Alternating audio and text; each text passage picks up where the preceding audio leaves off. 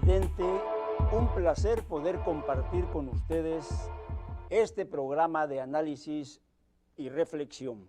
Se va a tratar sobre Monseñor Rafael Rodríguez Guillén, un personaje que conforme desarrollemos el tema van a conocerle perfectamente.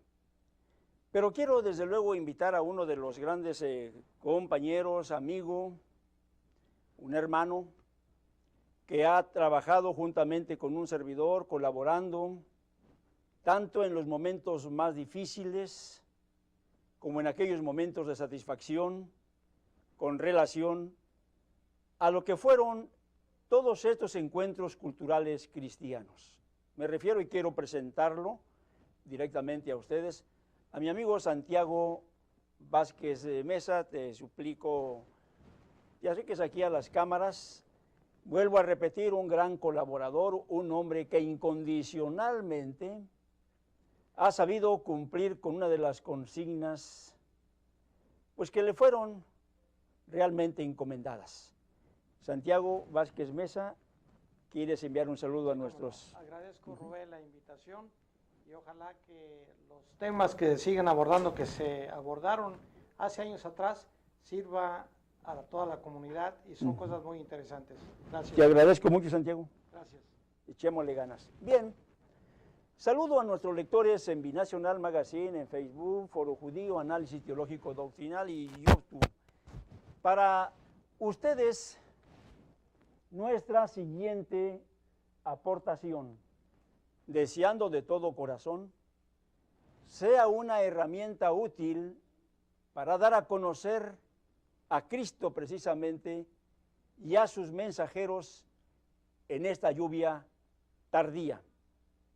Pero antes de hablar sobre Monseñor Rafael Rodríguez Guillén, en los encuentros culturales cristianos, en este caso en Washington, D.C., permítaseme una breve semblanza sobre las dificultades que enfrentaron los primeros discípulos de Jesús para dar, desde luego, pues la conversión a los judíos, a los gentiles, ese acercamiento al cristianismo, el mismo que se enfrenta actualmente en el ministerio apostólico de la restauración.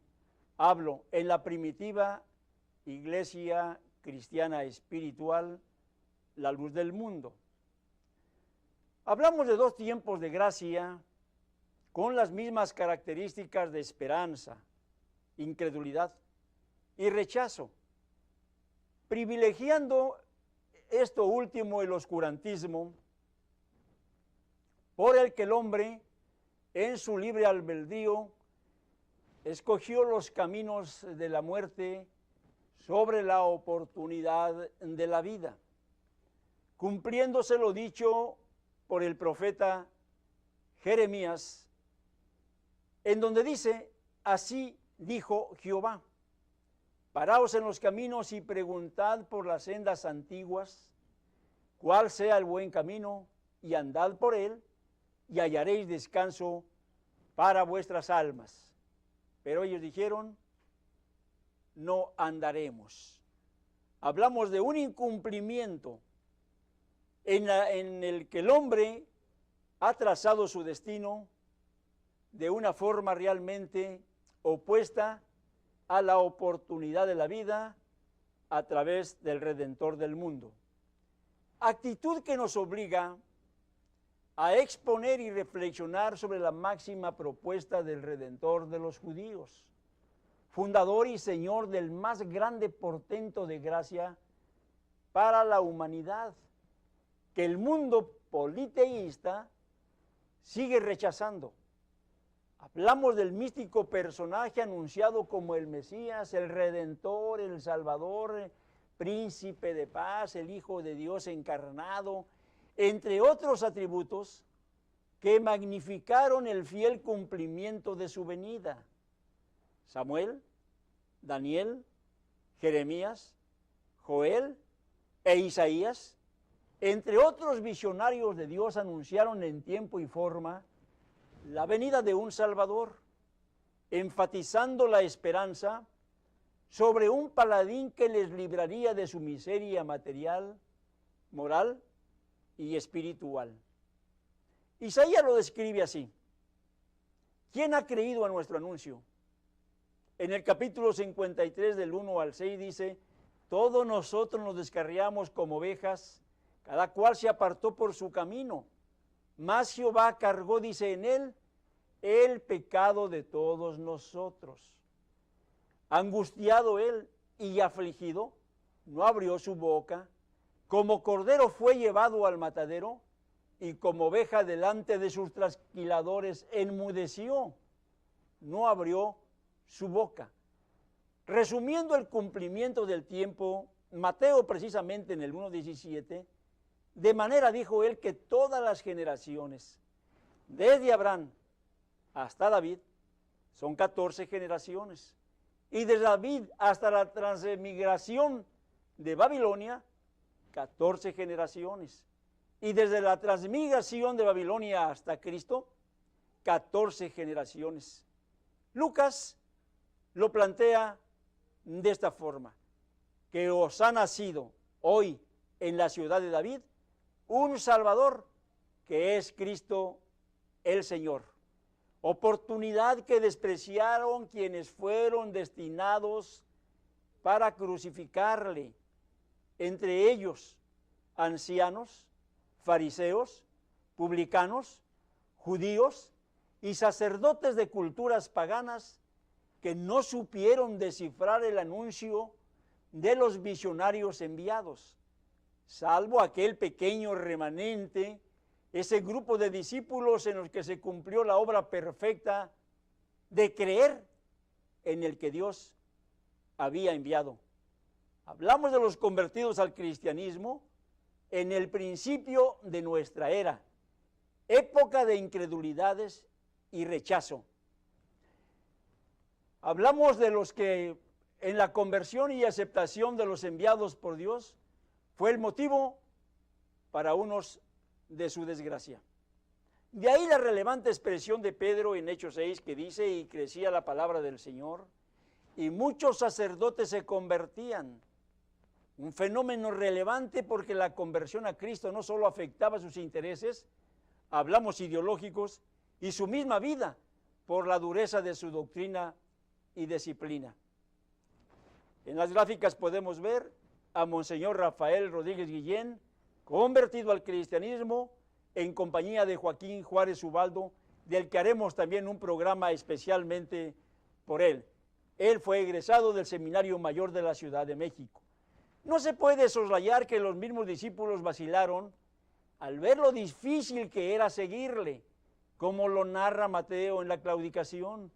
Muchos se volvían atrás por la dureza de la palabra, a lo que Jesús les dijo, si ustedes también quieren irse, pueden hacerlo. Y Pedro respondió, ¿a dónde iremos? Si solo tú tienes palabras de vida eterna. Hablamos de una historia de esperanza que se repite en nuestros tiempos, en donde la corrupción, el rechazo, el pecado, la dureza del corazón aniquilan la esperanza para una vida mejor. En síntesis, el comportamiento social y religioso de los principios de nuestra era es similar al de hoy, un fenómeno que es doblemente condenatorio y vergonzoso para los que repiten esa historia, la misma que ya se vive y escribe con características similares y nuevos rostros, sacerdotes corruptos y paganos, fariseos y ancianos guardadores del tradicionalismo politeísta, artesanos, idólatras, que se aferran y resisten al monoteísmo, entre otros falsos cristos que rechazan como ayer esta oferta de redención.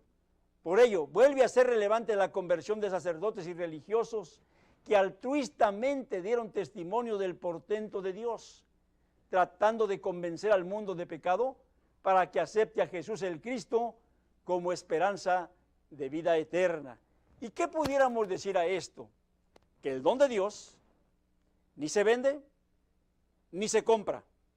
Entre ellos, Monseñor Rafael Rodríguez Guillén, Joaquín Juárez Ubaldo, la Madre Superiora María Dolores Mesa, de la que también haremos un programa especial y próximamente lo compartiremos con usted, exclérigos y un servidor, quienes por convicciones dejaron lo que tenían por ganancia para alegar el testimonio de la verdad encontrada.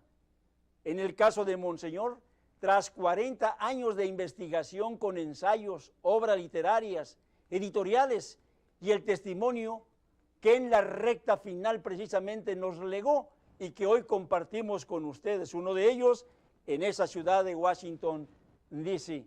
Aquí cabe destacar que dejó su bien remunerado puesto de catedrático en la Universidad de San Diego para dar a conocer la perla de gran precio, según su expresión, cuando conociese al apóstol de Dios en estos tiempos. Me refiero a Samuel Joaquín Flores. Hombres de buena fe, que se desprendieron de todo, escogiendo el ministerio recibido por gracia para dar de gracia lo recibido. Entre estos altruistas se suma, con toda modestia, un servidor. Mientras que la egolatría de otros, y hablamos los desagradecidos, aquellos vivillos que se olvidan del beneficio alcanzado un día y en su holganza disfrutan de los placeres que les da la vida con sus descendientes. Otros, los menos, poniendo bozal al buey que trilla, o explotando el don de Dios para su gloria y economía personal, editando, componiendo, cantando, predicando, escribiendo o sacando fruto de sus habilidades personales, olvidándose del desprendimiento y que la propagación del Evangelio es por gracia. No caben entonces aquí los simoníacos que desde siempre vienen lucrando con el don de Dios. Pero a todo esto, ¿quién fue Rafael Rodríguez Guillén? Lo vemos en la gráfica, en una rueda de prensa que se llevó a cabo en la ciudad de Culiacán, en donde se tocó uno de los puntos interesantísimos sobre el lavado de las ofrendas. Un lugar realmente muy caliente, pero que hubo una gran aceptación en el auditorio donde se llevó a cabo ese encuentro.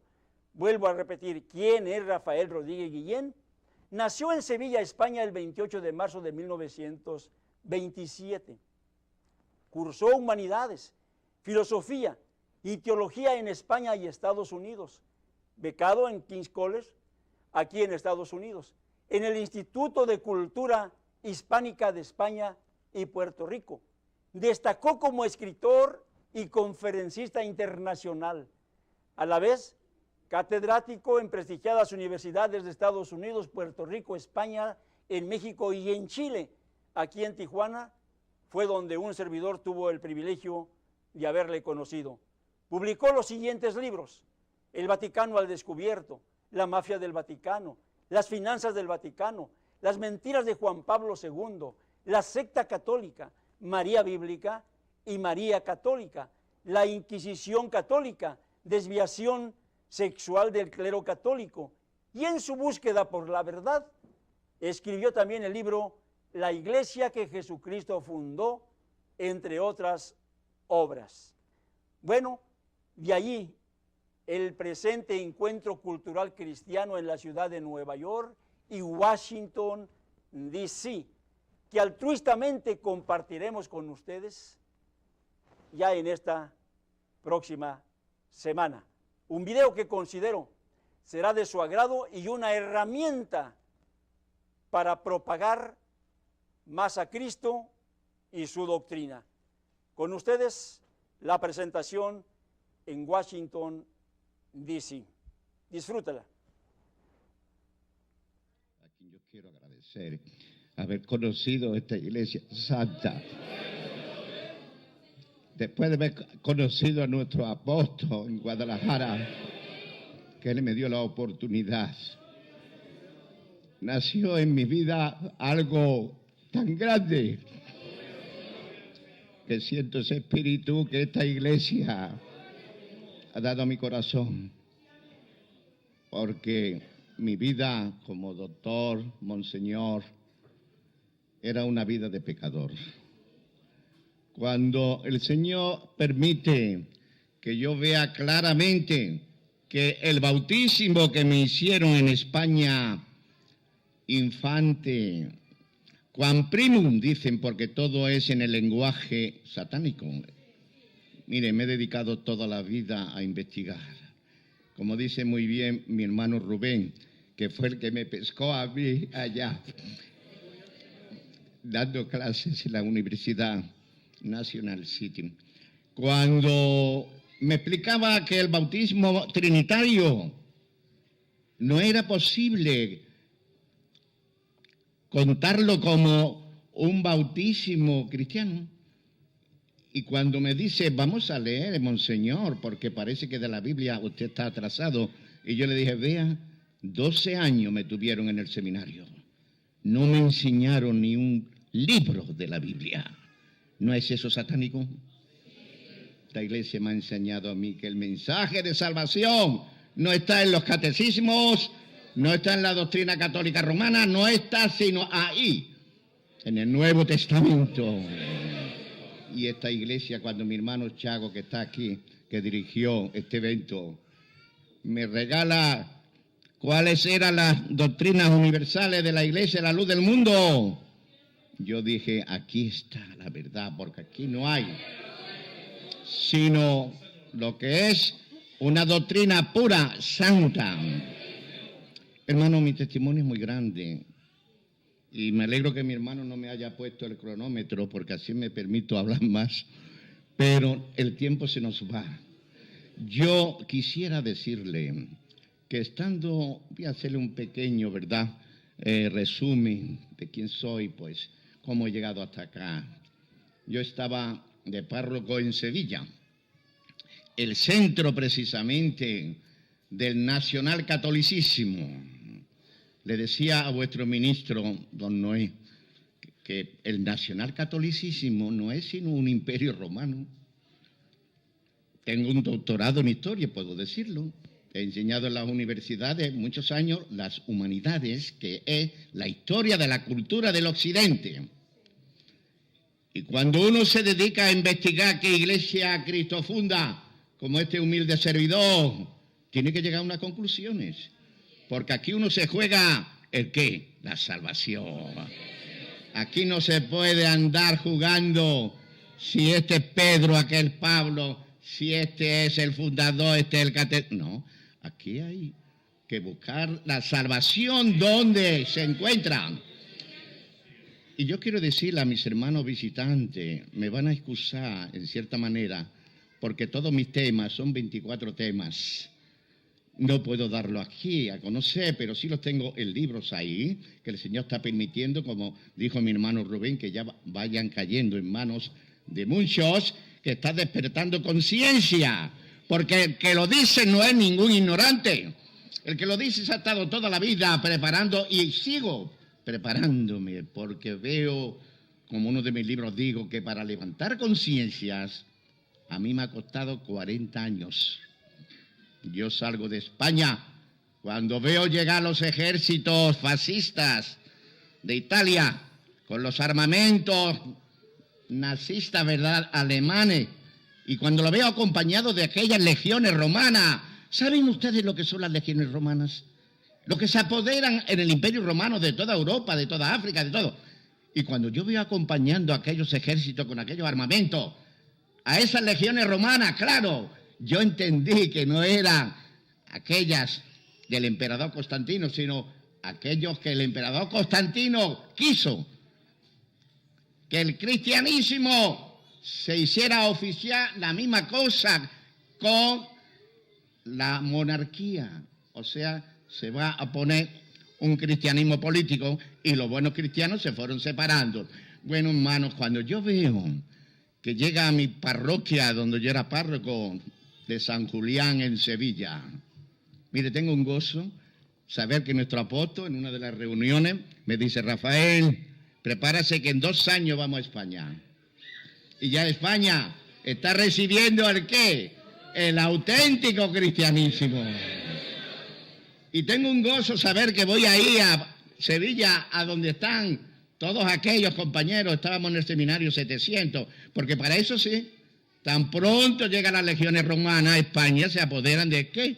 No solo de la educación, no solo de la economía, sino lo que es peor todavía, de las iglesias, que todavía en algunas existía un pequeño cristianismo. Hermano, entonces, yo siempre he hablado y he buscado el auténtico cristianismo.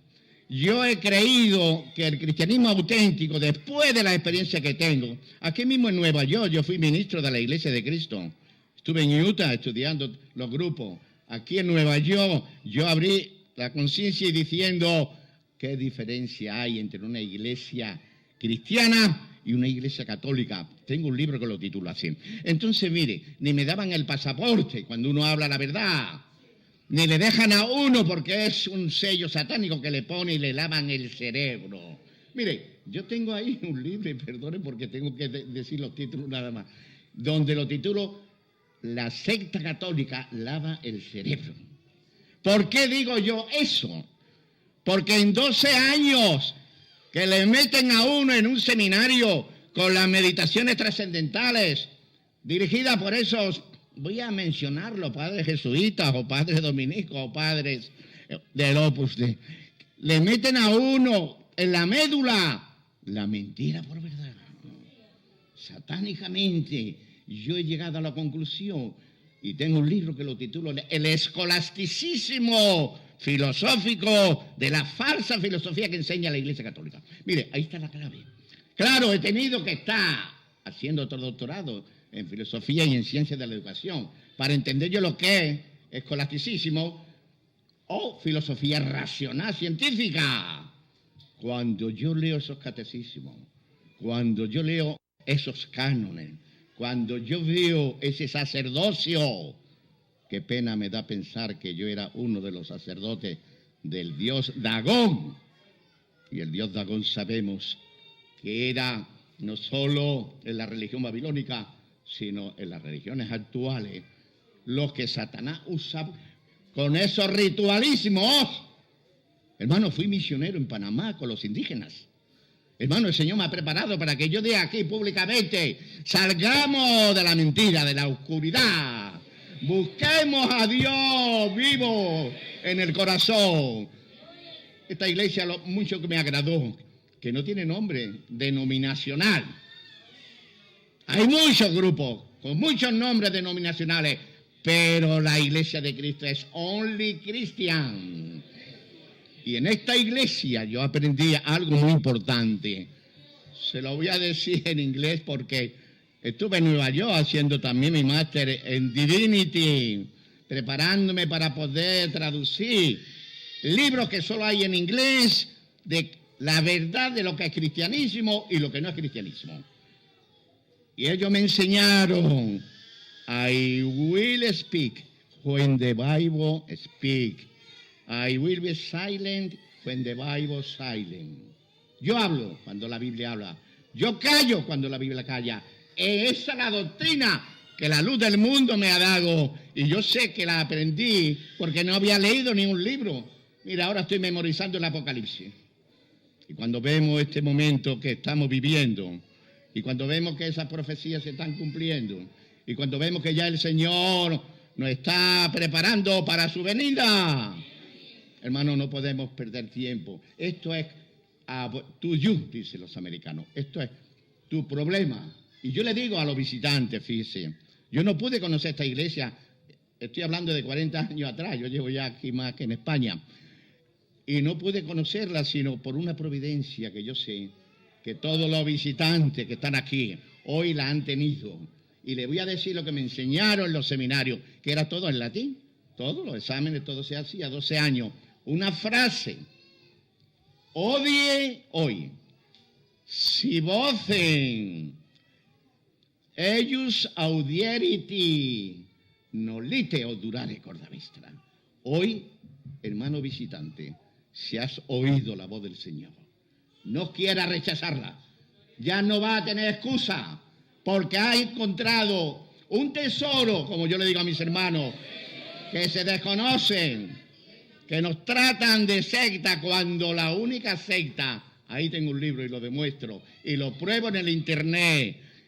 Y quiero, dentro de la defensa que hago de mis afirmaciones, que alguno pueda desafiar para demostrarle que con la palabra de Dios en los originales no vamos a perder tiempo en traducciones que nosotros los españoles, esa misma Biblia que tenemos todavía de Cipriano de Valera y Casiodoro de Reinas son compatriotas míos de Sevilla, porque en esa época ya estaba un cristianismo que llegó la Reforma y España. Me da pena de ser español, porque cuando yo vea el daño que hemos hecho, no hemos traído un cristianismo a Latinoamérica, hemos traído un nacional catolicismo, un imperio que no se dedica sino a tener poderes políticos, económicos. Mire, me preguntaba un hermano de aquí, le felicito hermano porque están aquí esta iglesia hermosa, que alegra tanto el corazón saber, ¿verdad? Que todos ustedes, lo mismo que cuando estuvimos en El Salvador, hay una comunidad que habla de un cristianismo genuino y auténtico. Una de las palabras que más me agradó en esta iglesia es la restauración. Cuando yo estuve en Madrid, yo estaba buscando, e incluso colaboraba con una iglesia que tenía una revista que colaboraba que se llama La Restauración. Bueno, hay que restaurar. Esta iglesia ha tenido la gran providencia de tener un apóstol.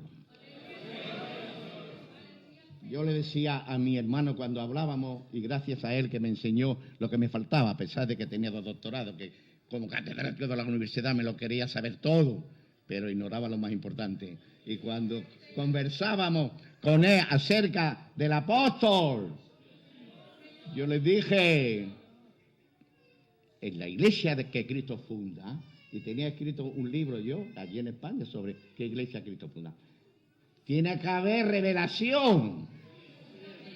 Tiene que haber un hombre escogido del cielo, siervo de Dios, para que esa revelación que Dios le da, nosotros podamos aprenderla y seguir como estamos, ¿verdad? Guiados por esa revelación que Dios ha dado a nuestro apóstol. Entonces, hay muchos que dicen, sí, yo creo en esta iglesia, pero no en el apóstol. That's up to you. Dicen aquí, ¿verdad? Hermanos, una pregunta que yo quiero que se hagan todos los que están aquí presentes. Se lo voy a decir como un libro que traduje, ¿verdad? Del inglés. Why I am member of Church of Christ. Pregúntese, sobre todo el visitante, si es miembro de la Iglesia de Cristo. Yo me lo pregunté. Yo era miembro de la Iglesia de Cristo siendo monseñor, siendo doctor, siendo un arrogante ahí, capitalista. Eso sí, exemplum, nos dice el Señor, en indedibobis, utque cómodo ego feci, ita evo facieti. Perdone que le diga en el lenguaje latino, que latineo, si suma las vocales, es el 666. Se lo traduzco porque me lo enseñaron en latín para que yo no entendiera como lo entiendo ahora en un español que nosotros los españoles le hemos traído. Mire, yo le decía a mi hermano, hemos traído tanta desgracia a Latinoamérica nosotros los misioneros, y yo me culpo porque también fui misionero en Panamá.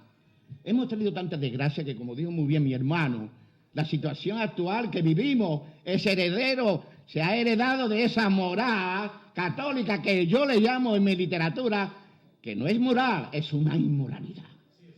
¿O es que podemos ver ya en la televisión esos programas de mentira, de odio, de desgracia, de pecado, de lascivia? No, eso no es cristiano. Como él dijo muy bien, el cristiano sabe que guarda los mandamientos, pero no de palabras, sino de hechos. Yo cuando predicaba creía que ciertamente yo estaba en la verdad, porque no había conocido. Mire, si usted está en España y nace con una tradición que en España existe, que el hijo menor tiene que ser sacerdote y la hija monja. Por eso hay tantos sacerdotes, tantas monjas españolas.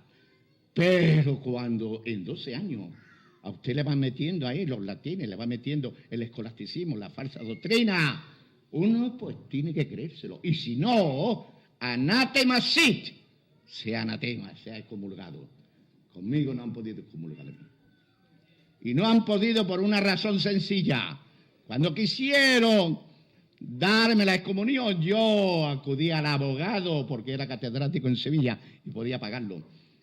Más autoridad que tuviera para decirle a mi arzobispo que para que a mí se me comulgue yo tenía que haber perdido la fe en Jesucristo como hereje. Nos llaman hereje, ¿verdad? Nos llaman secta, nos llaman falso, mentira, un lenguaje escolástico. Entonces yo le dije a mi arzobispo, usted no me puede excomulgar, primero porque el Canon 85 dice claro que para excomulgar a un cristiano, a un sacerdote, tiene que haber perdido la fe en Jesucristo. ¿Y qué resulta? Hermano, me da satisfacción y alegría decirle que desde que yo conozco esta iglesia, esa fe en Jesucristo ha aumentado. Esa fe en Cristo está en mi corazón. Esa fe me ha dado aquella angustia. No quiero recordar cuando yo paseaba en Nueva York, allá estudiando en Queen's College, my bilingual certificate y mi Master in Divinity, porque tenía que prepararme. Cuando yo daba ahí palo a diestra y siniestra como pecador, no quiero comparar este ambiente santo, ¿verdad?, que mi iglesia tiene en Nueva York, que tiene en Washington, que tiene en tantos eventos, más de 100. El Señor ha permitido que vayamos a darle a ese pueblo un poco de ¿qué? De verdad cristiana. A ese pueblo que no ha podido oír lo que están oyendo de este humilde servidor, y pueden oírlo de todos nuestros hermanos, porque sí tenemos seguro que hay mucha diferencia. Hay dos historias que no son las mismas, pero que hemos sido sometidos con una inquisición de que si usted no cree, ya usted está condenado, está excomulgado.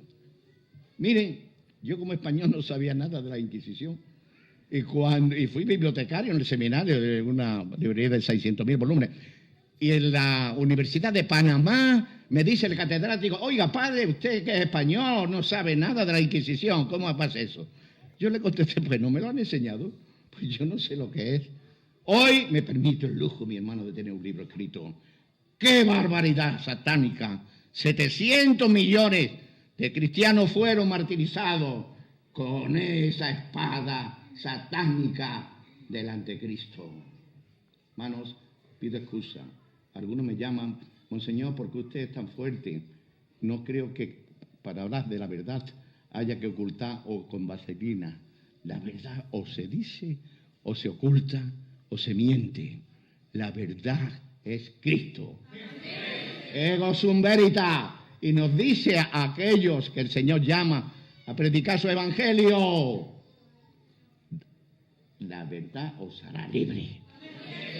Hermanos, yo pienso que muchas de vuestras preguntas que después las van a hacer están en mis libros. Son 24 temas y por lo tanto en un cuarto de hora yo debo ya silenciar. Ustedes pueden invitar a aquellos que ignoran este. A mí me da una satisfacción que tengo tantos testimonios de tantos hermanos que me llaman y me dicen, monseñor, quiero felicitarlo porque el video que usted habla sobre levantando las conciencias a los católicos, invité a 10 católicos a mi casa y cuando terminaron de verlo, fueron al padre, al cura, a decirle, ¿usted por qué no nos ha dicho eso? ¿Usted por qué no ha sido con nosotros claro que la corrupción actual que está viviendo Estados Unidos, yo tengo un libro que lo titula así, esto es lo que es las desviaciones sexuales del clero? Hace 4 años yo lo escribí porque soy testigo, ¿verdad? Yo soy testimonio, he visto en muchas naciones y ahora aquí en los Estados Unidos estaba eso calladito, pero yo esto lo sabía hace mucho tiempo. No puede haber un cristianismo donde hay una mentira, donde hay una corrupción. Y por eso a mí no me importa poner en uno de los títulos, hermanos, quiero pedir excusa otra vez. Yo sé que algunos me dicen, monseñor, pero usted, no, yo tengo mucho amor a todo, sobre todo amor a su salvación. Que no sigan en ese espiritismo que la Iglesia Católica nos ha enseñado, en esas supersticiones. Tengo un libro que le titulo La María Bíblica, la María Católica, porque yo vengo de Sevilla, de donde vino la Virgen de Guadalupe. Yo vengo de Sevilla, de donde salieron todas las vírgenes que han venido acá. Yo soy testigo que colaboré en Panamá a la idolatría y soy testigo cuando estuve en Fátima, cuando estuve en Lourdes, que todo esto de las apariciones y todo esto, hermano, lo que voy a decir es fuerte. No es Dios el que se aparece mediante la Virgen María, es el mismo Satanás, hermano. Fíjese, y nosotros lo fundamentamos en la Biblia, el demonio se puede aparecer de ángel de luz. El demonio conoce la Biblia y lo que ha pasado en el catolicismo romano, que ha unido ese cristianismo, ¿para qué? Para dar a conocer a través de su doctrina que ahí está la salvación, que ahí está la verdadera iglesia que Cristo funda. Mentira. La verdadera iglesia que Cristo funda está en el corazón de todo creyente, pero que cumple los mandamientos. Mire, para mí fue una sorpresa estudiando hebreo y arameo en las universidades para prepararme bien con los originales. Una sorpresa cuando veo que el segundo mandamiento, ¿verdad?, que nos enseñaron a nosotros desde chiquitos, lo han quitado. ¿De qué? De los originales que Moisés recibe de Jehová. Y ahí entonces el que prohíbe la idolatría, ¿verdad?, el que prohíbe que solamente a un Dios, nos han puesto una cantidad de ¿qué?, de imágenes idolátricas, empezando por la Virgen María. Entonces, mi hermano, yo pienso, y voy a terminar, que todo esto que he dicho, ojalá no se llevara al olvido. Yo hago una invitación a mis hermanos, no porque ellos conocen este lenguaje, porque lo han aprendido desde las diferencias que hay entre una iglesia cristiana y una iglesia católica. Ese es otro libro que yo tengo. Hay diferencias muchas. ¿Por qué? Porque el primer libro que publiqué, El Vaticano al Descubierto, estuve 4 veces en el Vaticano, en los archivos secretos. He estado como monseñor y me ha permitido este Dios santo que esté ahora mismo ubicado donde hay una biblioteca y librería en inglés, claro, de libros donde yo me fundamento. Por eso muchos que me llaman, ¿cómo es posible que usted haga estas afirmaciones? No, yo no las hago. Yo sí las respaldo con mi literatura, porque ustedes, los españoles aquí, sacerdotes, y toda esta iglesia católica romana prohíben este mismo libro mío, El Vaticano al Descubierto. Yo lo descubrí. Hay que ir allá, hay que leer los archivos secretos. Y cuando uno estudia esa historia diabólica de la sede del anticristo, así titulo otro de mis libros, o la mafia del Vaticano. Entonces, hermano, esto es muy fuerte. Pero yo pongo en el internet que invito a un debate público, pero con los originales. Y lo primero que vamos a empezar a decir, a ver, el segundo mandamiento donde Dios dice, a mí solo adorará a Jehová, no harás imágenes idolátricas. Aparecen en los mandamientos que nos enseñaron a nosotros los católicos, ¿verdad que no? Dice santificar la fiesta. ¿Qué fiestas? Y el cuarto mandamiento del reposo, y en vez de adulterar, ponen fornicar. O sea, yo he hecho un estudio con los originales de las falsedades de la traducción de la Vulgata, que es la Biblia latina, que se traduce al español y que también se mantiene en mucha Biblia evangélica. Bueno, mis hermanos, Dios quiera que no digan como en España, decíamos allá, Padre, por un oído me entra y por otro me sale. Porque entonces aquí va ya su perdición. Yo le decía a un hermano católico, creíamos que estábamos en la salvación y estábamos en la perdición. ¿Por qué? Porque los hechos no eran cristianos. Los hechos del que está a camino de salvación son diferentes a aquellos que se llaman católicos o protestantes, pero los hechos, hermano, termino diciéndole, como ciudadano americano, me hice aquí en Nueva York hace ya 40 años, yo pienso que esta nación que fue engendrada por aquellos verdaderos cristianos está en estos momentos separándose tanto del genuino cristianismo, de la Constitución, que aquellos cristianos dieron esta bendición a este país, esta prosperidad. Me da tanta pena ver cuando ahora esta violencia y estos pactos, léanse el Apocalipsis. Tengo la completa seguridad que se están dando los últimos momentos de la venida del Señor. Y estoy viendo las alianzas de ese ecumenismo que Satanás usa. Recuerdo leyendo la sección tercera del Concilio Segundo del Vaticano, ¿verdad?, que habla del ecumenismo. Cómo Satanás ha sabido esto, atraerse en esas reuniones ecuménicas para ir infiltrando el qué, su doctrina falsa, su doctrina que no puede ser nunca aceptada por un cristiano, porque desde Pedro la piedra, que no puede ser de ninguna manera, hasta lo que estamos viendo de sacramento, nosotros no podemos eso compartir ni creer, porque entonces estaríamos ¿en qué? En la negación de la verdadera enseñanza de nuestro Divino Salvador. Que el Señor nos bendiga, mis hermanos, y el Señor permita que nos veamos, quién sabe dónde, ¿verdad? En Guadalajara posible, pero ya a mi edad, yo le digo a mis hermanos aquellos fanáticos que no quieren que sea la verdad, que se creen con derecho en una democracia a no tener la libertad de expresión. Tengo un libro que lo titula así, El Vaticano es antidemocrático, porque te dicta lo que tienes que tú decir. Entonces, cuando allá nos veamos en el cielo, allí daremos gracias a nuestro apóstol, a este remanente pueblo de Dios, por haber cumplido y amado mucho a nuestro Divino Salvador.